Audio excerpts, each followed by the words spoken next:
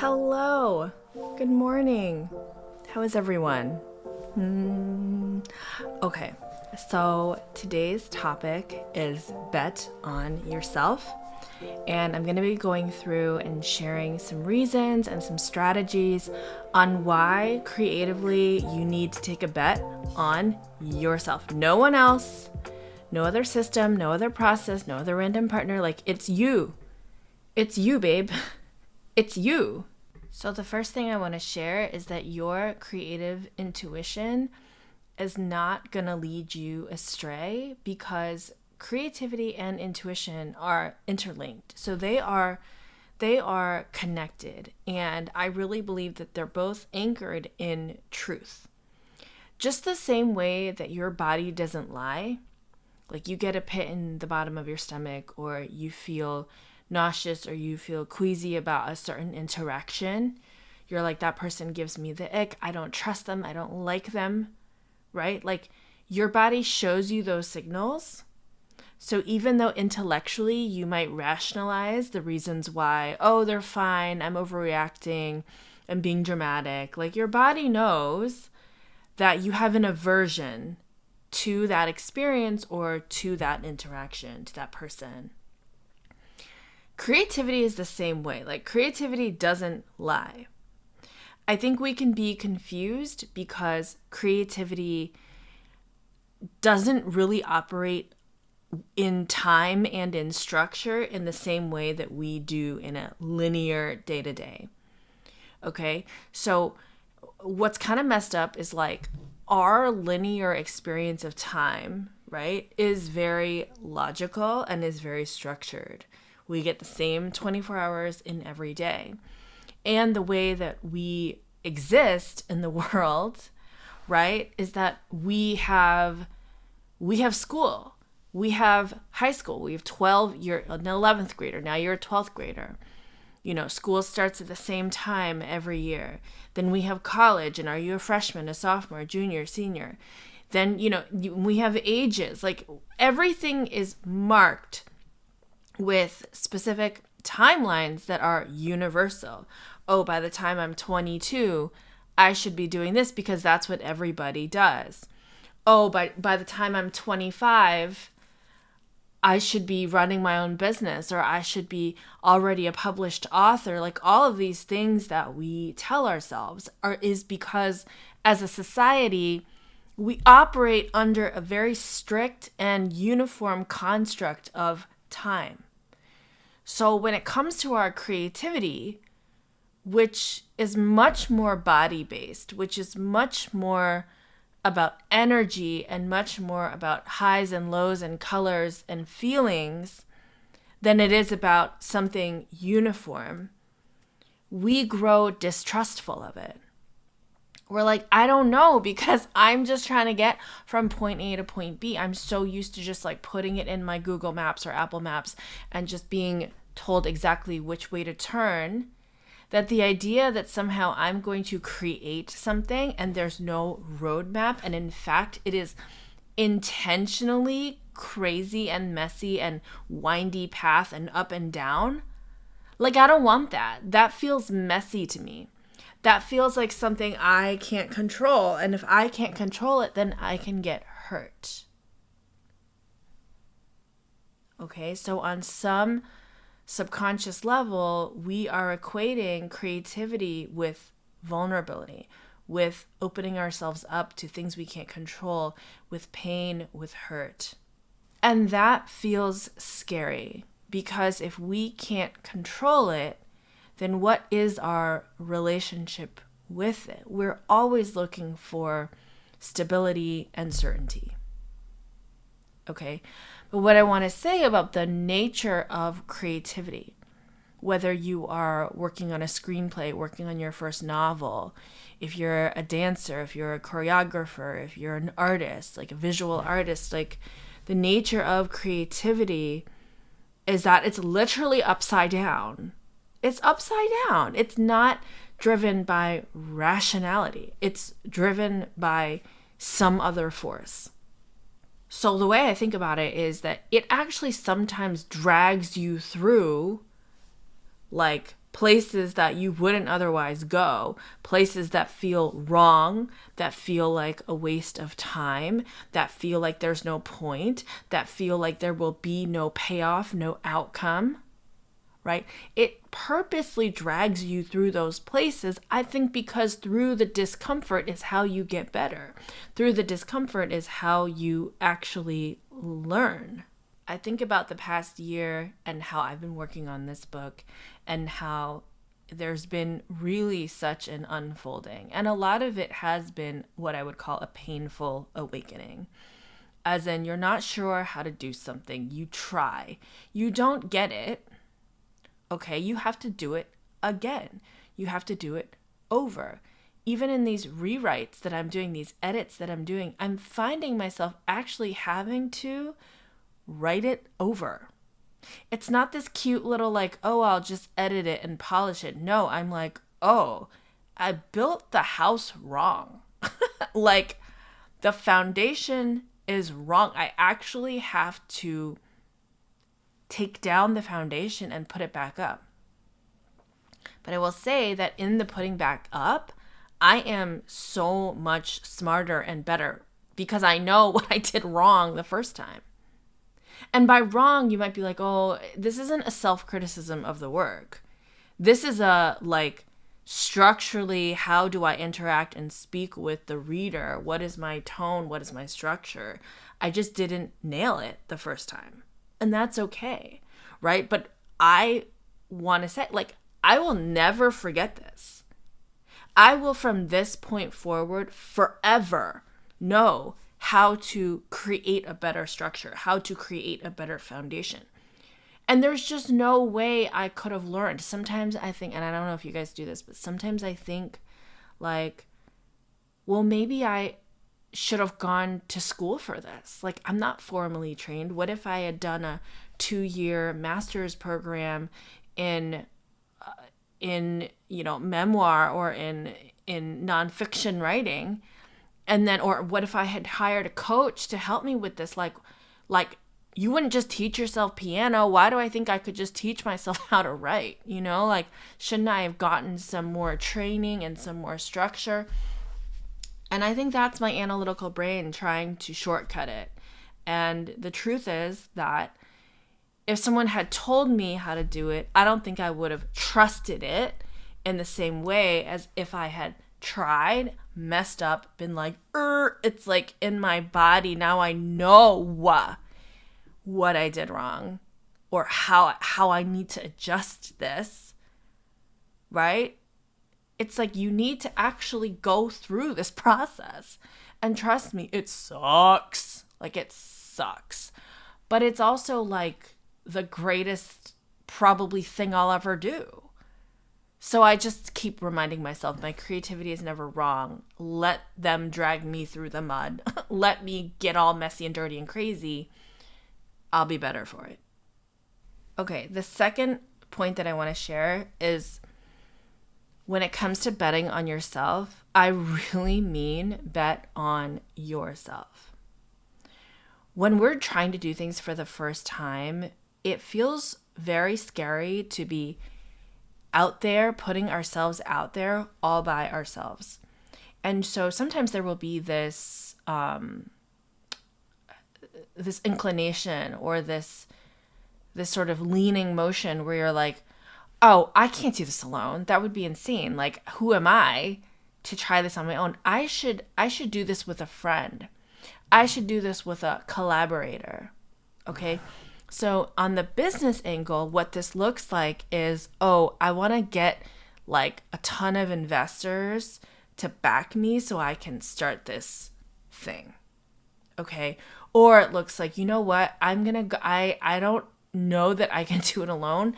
So I'm going to actually try to find a technical co-founder and a strategic co-founder and a co-founder who's an expert in this. And then maybe I'll just be like a co-founder who's just in charge of marketing, or, oh, my friend also wants to start a company. So like, let's get together and do it together. Like, I'm not knocking partnerships. Like, if this comes naturally to you, you do you. Okay. But what I'm saying is be careful. because even especially as a coach, like when I was first starting off coaching, I would be like, oh, maybe I need to partner with like this company, or maybe I need to go under this other coach's umbrella. Like there's such a fear of just like standing on your own and being like, I'll just do it. Like I'll just figure it out. Okay. So I want to acknowledge that a lot of our growth does have to happen in stages. So you will likely have some kind of partnership or collaborator or like support, whatever that looks like. And that may be kind of the training wheels, or maybe like the initial step that you take.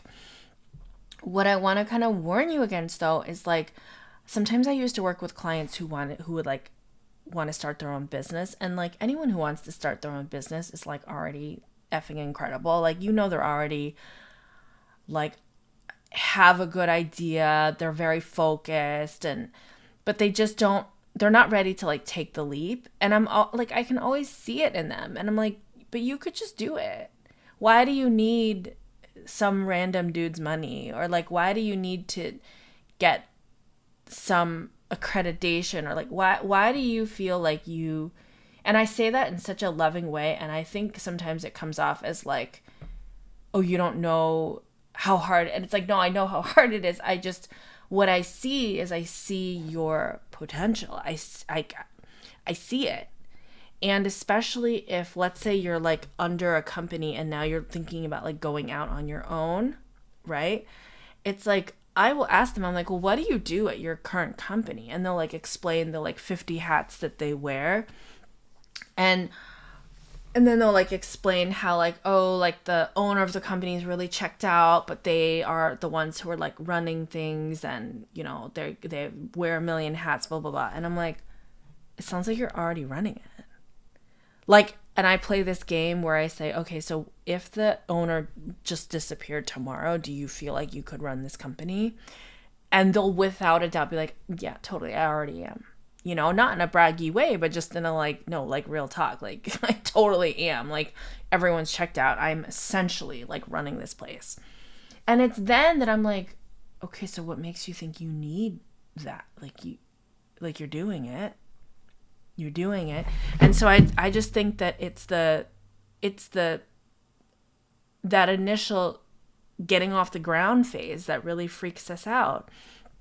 That initial getting off the ground. Like, it's easier to say, hi, I'm one of the co-founders of this company, or hi, I'm with this company and I'm representing them and I'd like to talk to you about blah, blah, blah. You know, it's much easier to say that than to be like, hi, I am a random person you've never heard of, running a company you've never heard of, doing a project you've never heard of, and here I am. Like, of course it's easier to lean on something or someone else, but bet on yourself. Like, you can do it. Legit, you could do the whole thing.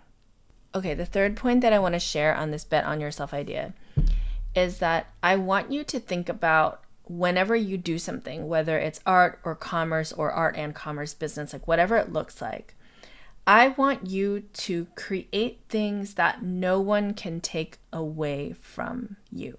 And I'm going to call this coverage. Okay, so if you're working as a freelancer for a company, right?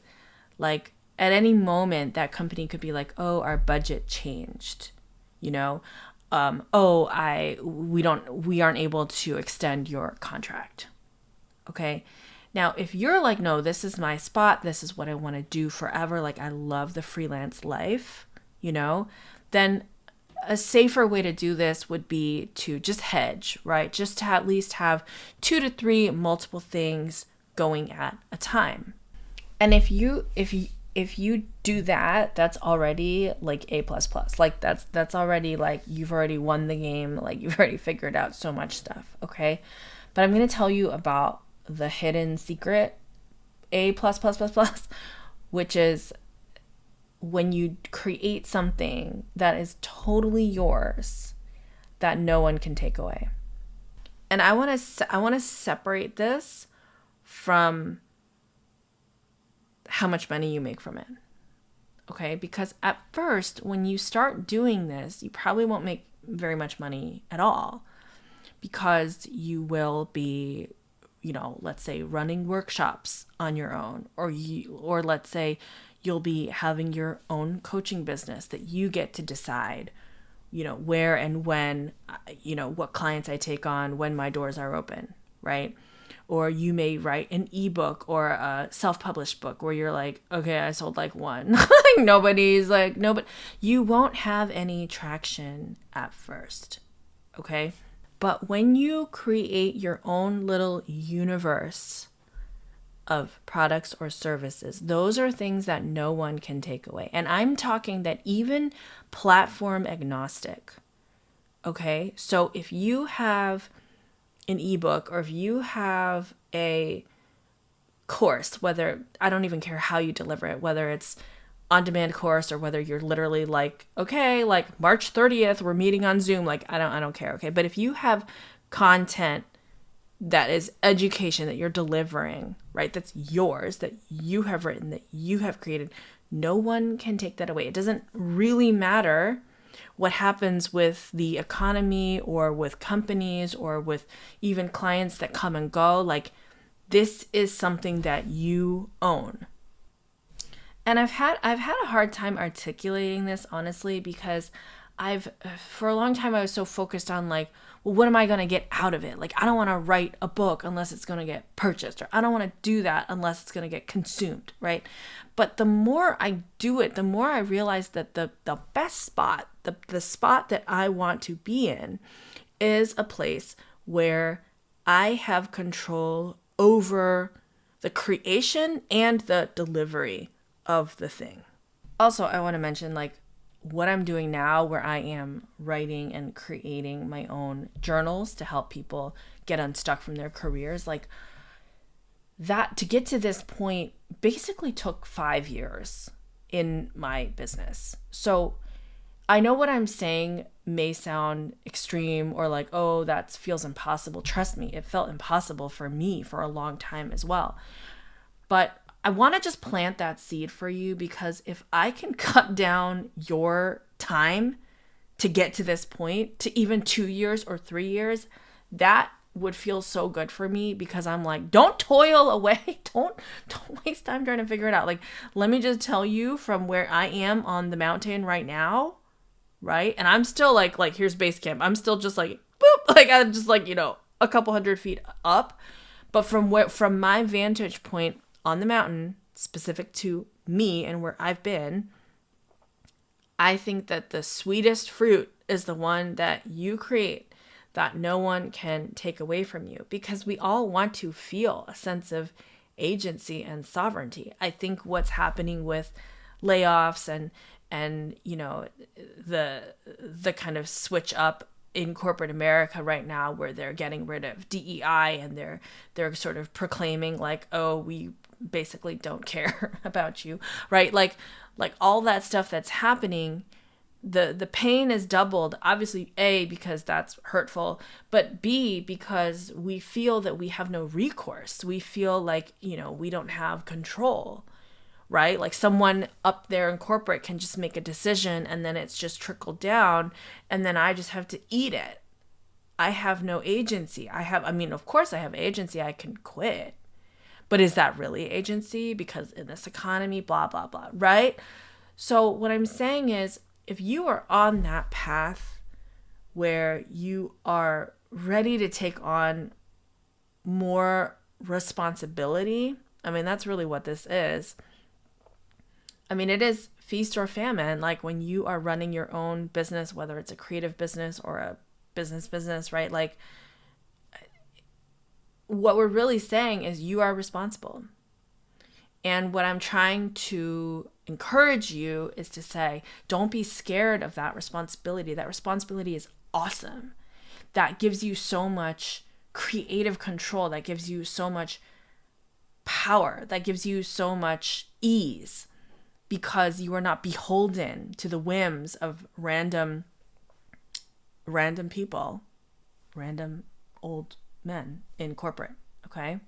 Because here's the thing about, when you're really fully operationally running your own gig and you're betting on yourself and you're saying like, yeah, that's crazy, but I think I'm going to put it all in on the thing that I'm doing, right?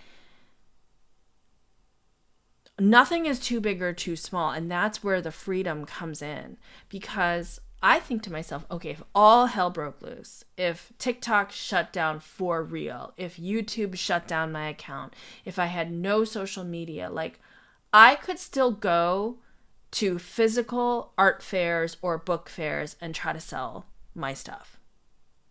And that's how, like, when you really bet on yourself, that's how crazy you're going to start to get.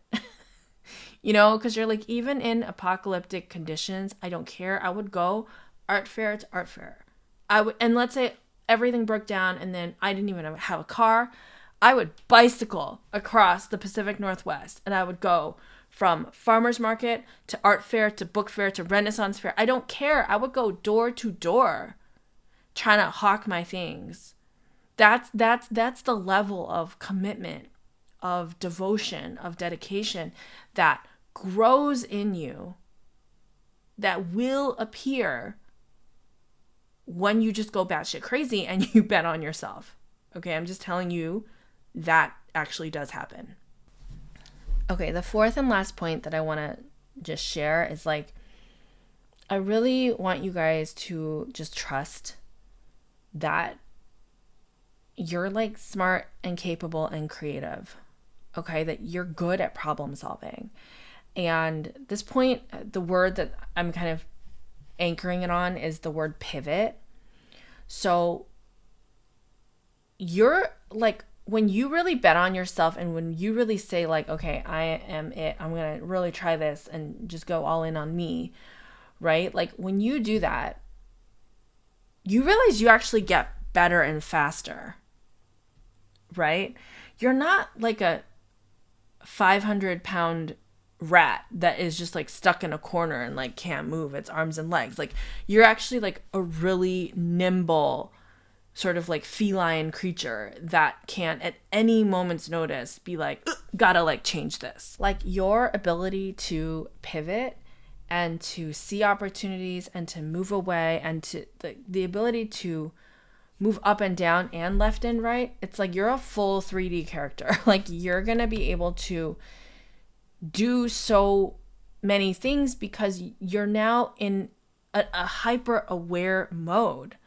You are hyper observant. You are hyper focused. Okay? And people think, God, that sounds exhausting. And it's like, not. It's not exhausting. It's actually really fun, and you'll have a lot of energy to do it because you will probably for the first time in a long time feel much more connected to what you're doing, much more alive, right? What I have to work on as a small business owner, creative, right, content creator, is not that I'm feeling lethargic or disconnected. I have to work on work-life balance. I have to actually set boundaries for myself to be like, we do not do that on the weekends. We do not respond to emails during those times. I need to actually create practices that shut down at the end of the night, because when you're so into it, your mind, you're just connected. So you're always like, ooh, what's the next thing? And then you're always writing things down. You're always creating. You're always getting feedback on whatever you're creating and putting out there. And it's just this like continuous positive loop, right? So it's actually the opposite. I have to rein myself in to be like, stop working. Like, you're going to burn yourself out, okay?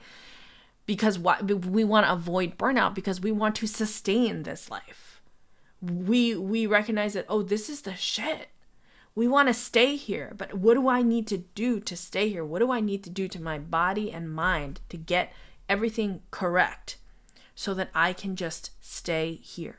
All this exercise that I talk about, all this like eating healthier, cutting out carbs, it's actually because I realize that I am the business and I need to take care of myself. I'm like, if I think of myself as a machine, which I do not, I'm like a highly emotional, erratic machine. But like, if you think of yourself as a machine, it's like you need to take care of yourself. You need to make sure that the machine is well maintained and has good food and good energy. Why?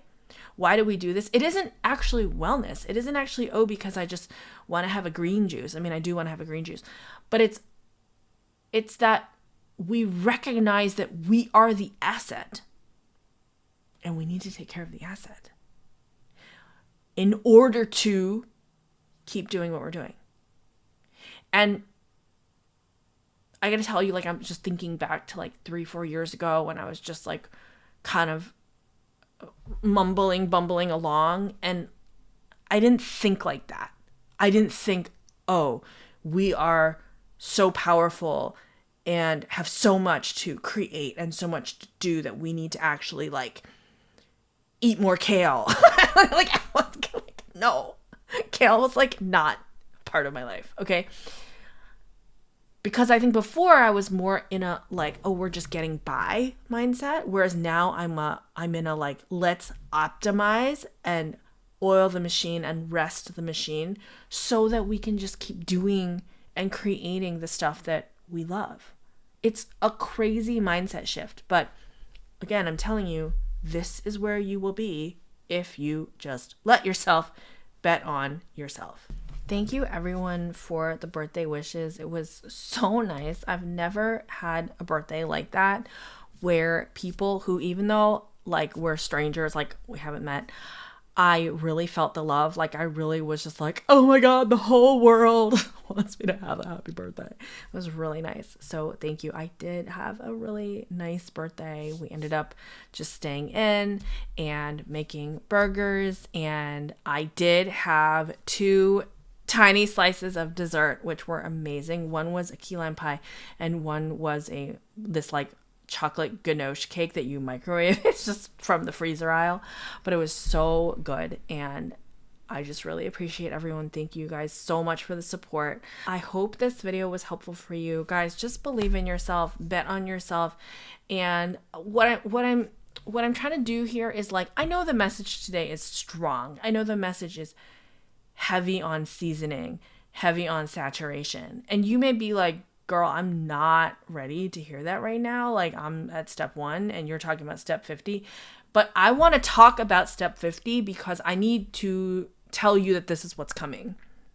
I need to excite you that this is what's coming so that you can do some of that really hard structural work, make those big decisions now so that you know what's to come in the future, okay? Amazing things are waiting for you. You are filled with greatness. You're gonna basically do anything that you want to do. I believe in you and I love you. Okay, I will see you soon. I will, of course, keep making these videos and have an awesome week. Okay, bye.